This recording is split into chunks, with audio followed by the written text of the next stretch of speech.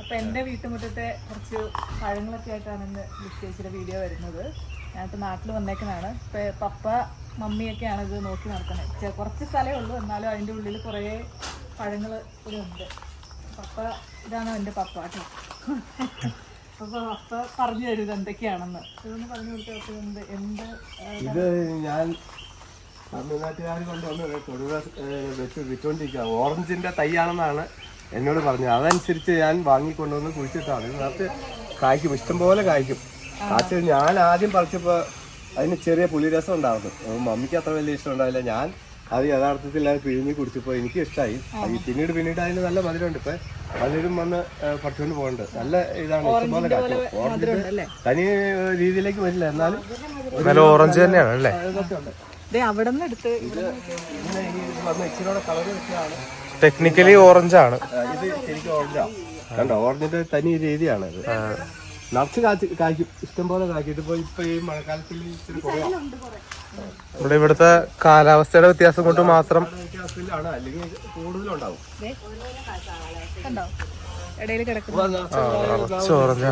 കാച്ചുകൊണ്ടിരിക്കും, ഇഷ്ടംപോലെ കായ്ക്കുന്നതാണ്. ഇത് കുറേ ഉണ്ട്. വീഡിയോയിൽ കാണാൻ പറ്റുമോ? കാണാൻ പറ്റും. നിറച്ചുണ്ടാവുന്ന അപ്പൊ താല്പര്യക്കുറവ് ആദ്യം ഉണ്ടായിരുന്നു. പിന്നീടാണ് മധുരം വെച്ചുണ്ട്. ഇപ്പൊ നല്ല മധുരമായി തുടങ്ങി. ഞാൻ കഴിഞ്ഞ ദിവസം കഴിച്ചായിരുന്നു. ഇത് ഞാൻ ഇതുപോലെ തന്നെ നഴ്സറിയിൽ നിന്ന് മേടിച്ചുകൊണ്ട് വന്നതാണ്. ചൈനീസ് ഓറഞ്ച് എന്നാണ് ഇതിന് പറയുന്നല്ലേ. പിന്നെ ബുഷ് ഓറഞ്ച് എന്നും അറിയപ്പെടുന്നു. ഞാൻ പറഞ്ഞു പറിച്ചു നോക്കട്ടെ കേട്ടോ, കാണാൻ പറ്റുന്നുണ്ടോ? ഇത് പറിച്ച് വിളിച്ചു നോക്കട്ടെ. ഇവിടെ ഞങ്ങള് സാധാരണ വെള്ളം കുടിക്കാനാണ് ഇത് ഉപയോഗിക്കുന്നത്. കൂടുതലും ഈ റോട്ടിൽ പോകുന്ന ആളുകള് ഇത് കാണുമ്പോ കുറച്ച് പറിച്ചോട്ടെ പറയും. ഞാൻ കുറെ പറിച്ചും കൊടുക്കും. ഇഷ്ടം പോലെ ഉണ്ടാവും. ഓറഞ്ച് പോലെ തന്നെ. പക്ഷെ ഇതിന്റെ ഏറ്റവും വലിയ അതിശയം ഇത് എന്നാണ് അറിയപ്പെടുന്നത്. നമ്മള് ബുഷ് ഓറഞ്ച് എന്നും അറിയപ്പെടുന്നു. അല്ല, ഇതിന്റെ അതിശയം എന്ന് പറഞ്ഞാൽ ഇത് എപ്പോഴും കായായിരിക്കും. എപ്പോഴും പൂവും എപ്പോഴും കായും, മൂക്കാത്തതുമായിട്ട് ഇങ്ങനെ. അതെ. പിന്നെ ഇത് ഊട്ടി കൊടൈക്കനാൽ അങ്ങനെയുള്ള ഒരു ഏരിയയും അല്ല. ഇതിപ്പോ മൂവാറ്റുപുഴ കഴിഞ്ഞിട്ടല്ലേ, ഞാറക്കാട്, മറ്റേ വണ്ണപ്പുറം. അല്ല, അവിടെയൊക്കെ ഇങ്ങനെ ഓറഞ്ച് ഉണ്ടാവുക എന്ന് പറഞ്ഞാൽ തന്നെ ഒരു അത്ഭുതം തന്നെയാ. ഇതിപ്പോ ഇഷ്ടം പോലെ ഉണ്ട്. ഇവിടെ ഇപ്പൊ പറ്റിയത് ഈ മഴയുടെ കൂടുതൽ കൊണ്ടാണ് ഇതൊക്കെ ഇങ്ങനെ ഇച്ചിരി മുതിർച്ച പോലെയൊക്കെ നിൽക്കുന്നത്. പക്ഷെ ഒത്തിരി ഉണ്ട് ഇതിനകത്ത്. ഈ നിറച്ച് ഓറഞ്ചാ, നിറയെ കായ്ക്കും.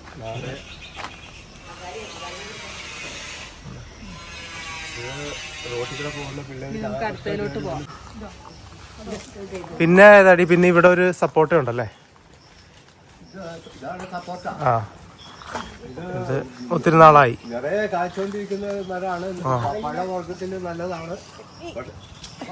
അതിനകത്തുണ്ട്. അതിന്റെ കുഞ്ഞുങ്ങള് അത് വലുതായി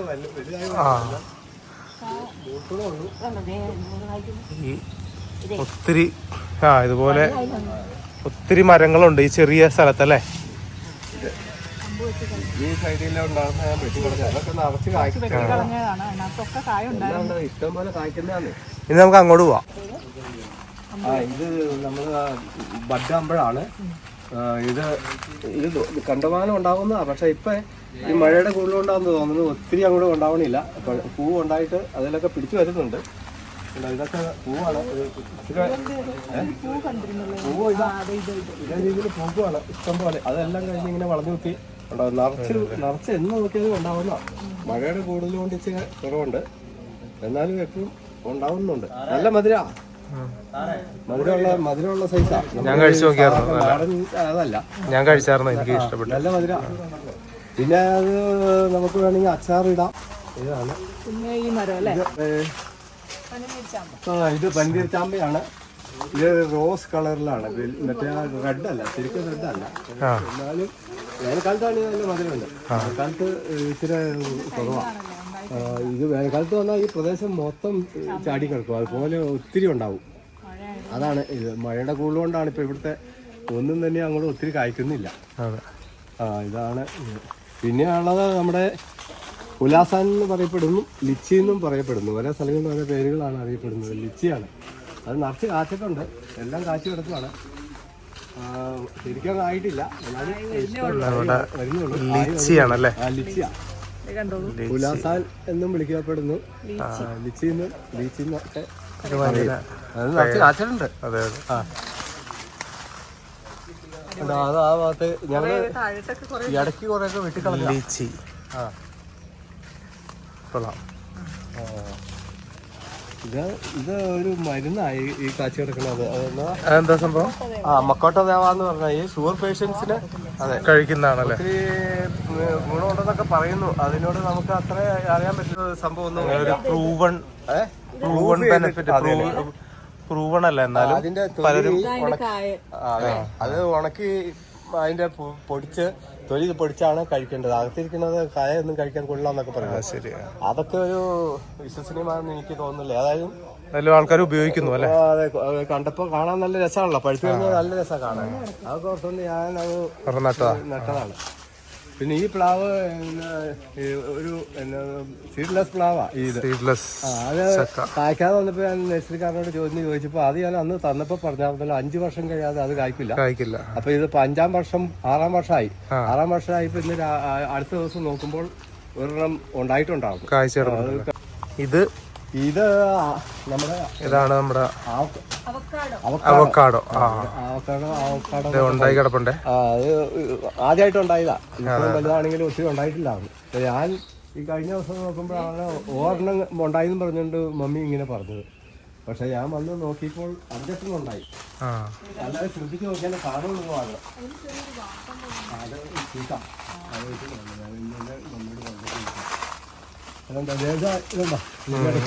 നമുക്ക് കാണാൻ പറ്റുള്ളൂ. ഇടക്കണുണ്ടോ വലുതാ. അത് ഇവിടെ തൊട്ടടുത്തൊരു വീട്ടില് 300 രൂപയ്ക്ക് അവർ വിറ്റത്.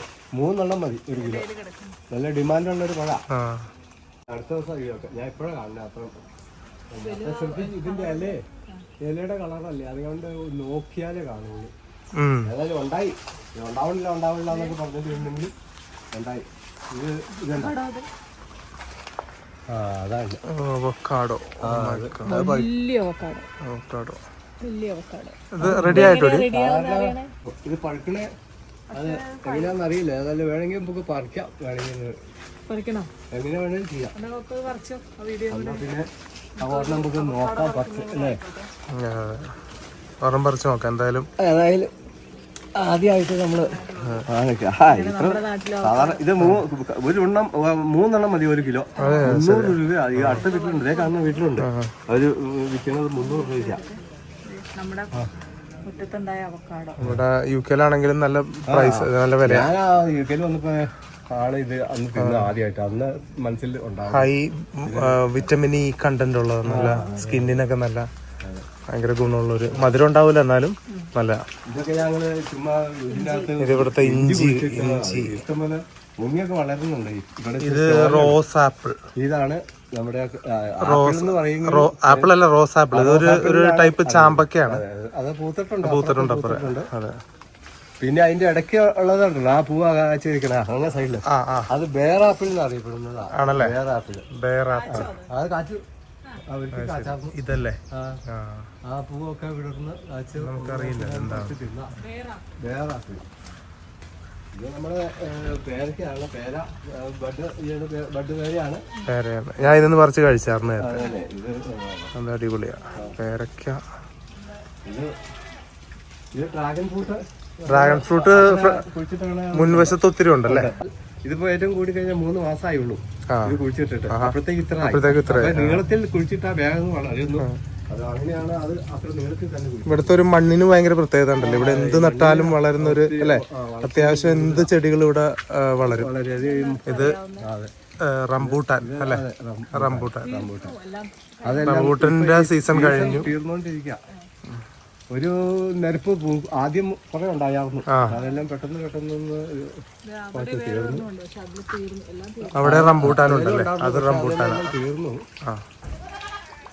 പിന്നെ നമ്മുടെ പപ്പായ, സീതപ്പഴം. സീതപ്പഴം സീതപ്പഴം നല്ല ഇതാ. അത് ഒരെണ്ണം ഉണ്ടായുള്ളൂ. അത് സീതപ്പഴം കസ്റ്റാർഡ് ആപ്പിൾ. അതെ അതെ, അത് നല്ലതാണ്. കസ്റ്റാർഡ് ആപ്പിളിനാണ് സീതപ്പഴം എന്ന് പറയുന്നത് അല്ലേ. പപ്പായ ഇഷ്ടംമാരുണ്ട്. ഇത് ഇവിടെ അങ്ങനെ എവിടെയാണെങ്കിൽ എവിടെ നോക്കിയാലും പപ്പായ കാണും. മഴ പെയ്യുന്നുണ്ട്. മംഗോസ്റ്റിൻ ഇഷ്ടംപോലെ അതിൽ നിറച്ചുണ്ടാവും. ഇത് മംഗോസ്റ്റിൻ അല്ലേ. അതുകൊണ്ട് ഇപ്പൊ പുതിയ ഉണ്ടാവണുള്ളൂ.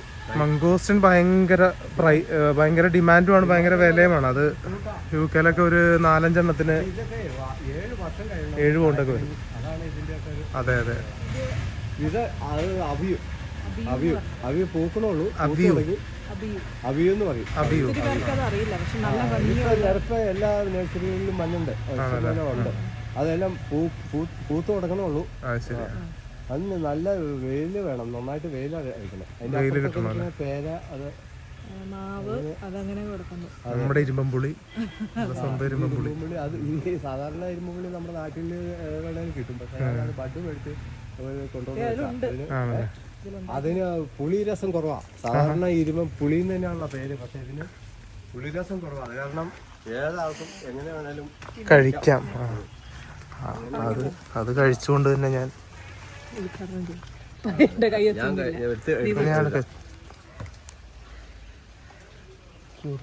അതാണ് അതിന് പുളിരസം കുറവാണ്. നമ്മള് സാധാരണ ഇരുമ്പുളിയുടെ വലിയ പുളിയില്ല. ഇവിടുന്ന് ആളുകൾക്ക് കൊടുത്തിട്ടുണ്ട്, അവരും സമ്മതിച്ച് പുളി കുറവാണ്, തീരെ കുറവാണ്.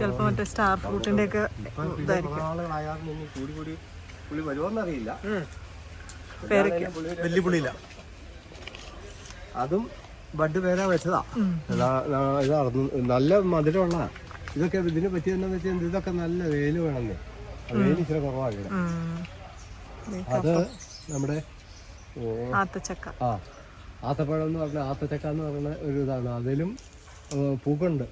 അത് ഈ അടുത്ത മാസങ്ങളിലാണ് അതിൽ കാ പിടിക്കുന്നത്.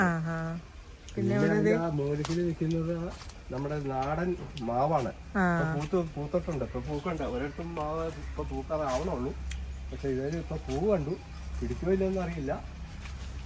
മാവ് നാടൻ മാവാണ്.